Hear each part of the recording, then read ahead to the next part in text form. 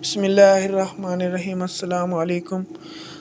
آج کا ٹاپک ہمارا ہے بلڈ پریشر جو ہے عمر کے لحاظ سے کتنا ہونا چاہیے۔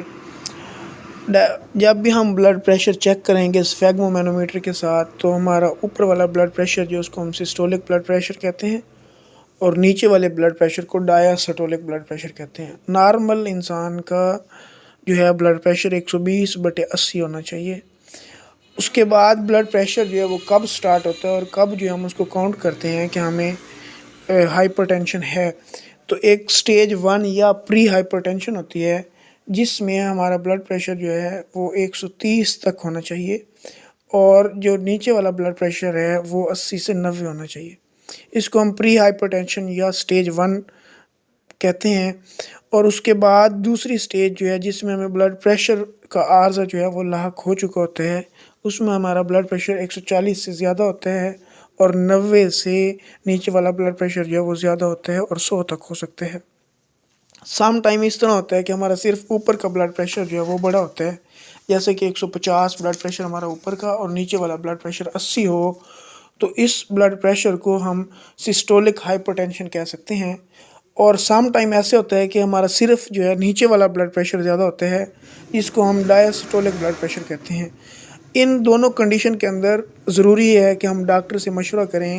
اور ڈاکٹر سے ہماری جو ہے مشورے کے بعد جو ہے ڈاکٹر ہمیں جب میڈیسن ریکمینڈ کرے گا تو تب ہم اس کی ٹریٹمنٹ جو ہے وہ سٹارٹ کریں۔ سم ٹائم ہمیں کچھ اور بیماریاں ہوتی ہیں، ہمیں مسلسل جو ہمارا بلڈ پریشر زیادہ نہیں ہوتا، کوئی ہمیں بخار ہو، کوئی اور بیماری ہو اور اس طرح کا جو ہے ہمیں موشن لگے ہوں یا الٹی ہو، تو اس صرف تھوڑے ٹائم کے لیے اس بیماری کے دوران ہمارا بلڈ پریشر جو ہے وہ بڑھ جاتا ہے، تو پھر ہم یہ نہیں سمجھتے کہ ہم بلڈ پریشر کے مسلسل مریض ہیں، بلکہ ہمیں بلڈ پریشر اس بیماری کی وجہ سے جو ہے وہ ہمارا جو ہے irregular ہو چکا ہوتا ہے۔ تو ڈاکٹر جو ہے اس بیماری کے بعد ہمیں ریکمینڈ کرتا ہے کہ ہم 3 سے 4 دفعہ مسلسل بلڈ پریشر چیک کروائیں اور پھر اس کے بعد جو ہماری ٹریٹمنٹ سٹارٹ ہوتی ہے۔ اور کون سے ایسے مریض ہیں جن کو بلڈ پریشر کی بیماری ہو سکتی ہے، تو یہ ڈاکٹر جو ہے فیملی ہسٹری لینے کے بعد ایسے جو ہے پیشنٹ جن کے والدین میں سے یا جو اس کے جو ہے اس کے گرینڈ فادر، اس کے نانا دادا یا اس طرح سے کوئی جو ہے فیملی ہسٹری میں اس کے خاندان میں کسی کو بھی دل کی تکلیف رہی ہو، کسی کی موت جو ہے وہ فالج کی وجہ سے ہوئی ہو یا ہارٹ اٹیک کی وجہ سے ہوئی ہو، تو ایسے پیشنٹ کو بہت جلد جو ہے ہائپر ٹینشن ہونے کے چانسز بہت زیادہ ہوتے ہیں۔ اس کے علاوہ جو ہے بلڈ پریشر کیوں ہو رہا ہوتا ہے، تو ڈاکٹر جو ہے ہمیں اس کے لیے ہماری شوگر کی ہسٹری اور کولیسٹرول کی ہسٹری لیتا ہے۔ سم ٹائم شوگر اور کولیسٹرول کے بڑھ جانے کی وجہ سے بھی بلڈ پریشر جو ہے ہمارا بڑھ سکتا ہے۔ ہمارے دوست یا عزیز یا کوئی ساتھ گھر میں رہنے والے جب ڈاکٹر کے مشورے کے ساتھ کوئی دوا استعمال کر رہے ہوں، تو ہمیں ایسا نہیں چاہیے کہ ہم اس کی جو وہ دوائی استعمال کر رہا ہو تو وہی دوا جو ہے ہم خود کھانا شروع کر دیں۔ ایسے ہم کبھی بھی نہ کریں، بلکہ ہم ڈاکٹر کے ساتھ مشورہ کریں اور اپنے فارماسسٹ کے ساتھ مشورہ کریں، تو وہ ہمارا فارماسسٹ یا ڈاکٹر جو ہے ہماری عمر کے حساب سے، ہماری بیماری کے حساب سے، فرض کرو ہمیں جو ہے دمے کی بیماری ہے یا اس کے علاوہ کوئی اور بیماری ہے، تو اس بیماری کے حساب سے جو ہے وہ ہمیں دوا جو ہے وہ ریکمینڈ کرے گا اور پھر ہم اس کی ٹریٹمنٹ سٹارٹ کروائیں گے۔ اس کے بعد جو ہے